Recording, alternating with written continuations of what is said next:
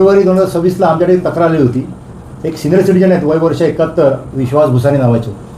तर ते आमच्या आधी ते राणीसती मार्गावर जे SBIचे ATM सेंटर आहे त्या ठिकाणी पैसे काढायला गेले होते.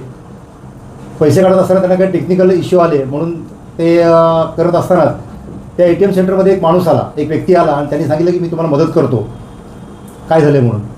तर त्याच वेळेला त्यांनी त्यांच्या हातून कार्ड घेतलं आणि त्यांच्या मागे उभारून त्यांनी त्याचा नंबर बघितला होता, पिनकोड नंबर. ते कार्ड घेतलं आणि आपल्याकडचं एक फेक कार्ड त्यांच्या हातात दिलं आणि त्यांचं कार्ड घेऊन होत नाही आहे काका तुम्ही बँकेत जा असं सांगून त्यांना ते बाहेर पाठवलं आणि तोही बाहेर गेला.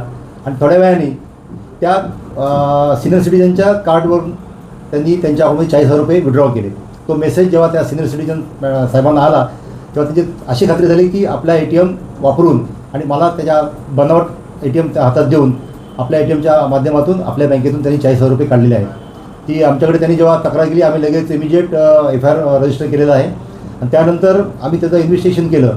त्या दिवसापासून फेब्रुवारीपासून ते मागच्या या 2 महिन्यामध्ये आमचे डिटेक्शन ब्रँचचे PSI देसाई आणि त्यांची पूर्ण टीम यांनी अगदी दिवसरात्र मेहनत घेऊन केल्यानंतर त्यांचं असं लक्षात आलं की 4 वर्षापूर्वी एक संभव कुमार आचार्य नावाचा जो व्यक्ती आहे तो देखील असेच प्रकारच्या चोऱ्या करत होता, असेच लोकांची बतावणी करत होता.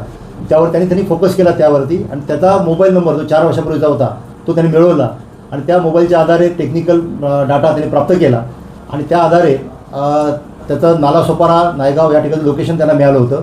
मागच्या पूर्ण आठवडा दिवसरात्र ते नालासोपारा नायगाव वसई विरार या परिसरात राहून त्यांनी त्याचं एक शुक्रवारच्या दिवशी एक्झॅक्ट पिन पॉईंट लोकेशन त्यांनी प्राप्त केलं आणि त्याला नायगावच्या एका हॉटेलमधून आम्ही त्याला ताब्यात घेतलं होतं. ज्यावेळेला ताब्यात घेतलं त्यावेळेला त्याच्याकडे फक्त त्याचा मोबाईल होता आणि त्याचं पाकिट होतं. पण ज्या माध्यमातून ज्या ATMच्या कार्डमधून तो चोऱ्या करत होता, लोकांची बतावणी करत होता, ते कार्ड आम्हाला मिळत नव्हतं. त्यानंतर PSI देसाई टीम पूर्ण जेव्हा त्या बेडच्या खाली त्यांनी जेव्हा वाकून बघितलं त्या बेडच्या खाली त्याला जवळजवळ 22 ATM कार्ड हे चिकटवलेले दिसून आले.